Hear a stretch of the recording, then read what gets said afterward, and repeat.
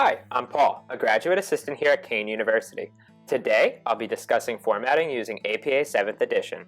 The general areas we will be covering will be title, abstract, main body, heading levels, in-text citations, changes to the reference page, and references. There are some changes to title pages for both professional and student papers. Here, we have an example of a professional paper title page. The header to the paper will be a shortened title, flush left, no more than 50 characters, and in all caps. On all pages, including the title page, a page number should be flush right in the header. Double space the entire paper, including the title page. Also, the margin should be only 1 inch. For exemptions to this, see the APA manual. APA allows for 3 or 4 double spaces down from the top of the margin. Bold only the title, include 1 blank double space in between title and author lines. While APA 7th edition allows for more font styles and sizes, the Kean University Writing Center recommends Times New Roman 12-point font. For more acceptable fonts, see the APA manual. Here's an example of a student paper. APA 7th edition no longer requires that student papers include a running head. On all pages, including the title page, a page number should be flush right in the header. Double space the entire paper, including the title page. Also, the margin should be only 1 inch. For exemptions to this, see the APA manual. APA allows 3 or 4 double spaces down from the top of the margin. Bold only the title, and underneath you'll put your name, university, course number, professor, and date. Include 1 blank double space in between the title and the author lines. While APA 7th edition allows for more font styles and sizes, the Kean University Writing Center recommends use Times New Roman 12-point font, and for more acceptable fonts, see the APA manual. The abstract is a summary of your paper and allows anyone reading to get a brief overview of what your research looked at and how you did it. This allows someone to quickly identify if they should continue reading the paper when conducting their own research. Section label abstract is bolded, title case, and is centered at the top of the page. You should not indent the abstract, and it should be no more than 350 words, though some professors may require less words or not require an abstract at all. Operational definitions are terms that you are defining for the purpose of your paper. An example of this would be if you are discussing student behavior and use the term maladaptive student behavior.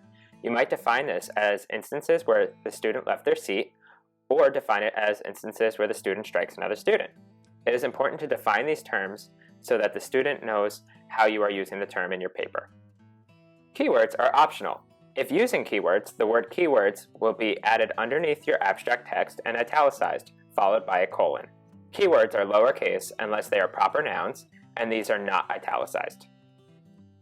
Here we have an example of a small portion of the main body. You should have the title of the paper at the top of the main body centered and bolded. The body of your paper should follow the bolded title. You should not include the word introduction here. Here we have some examples for using a signal phrase and parentheticals in your paper. Note that each signal phrase and parenthetical changes by the amount of authors in each citation. You want to avoid ambiguity when doing in-text citations. In this example, for a parenthetical citation, we see that the writer cites the author at the end of the sentence.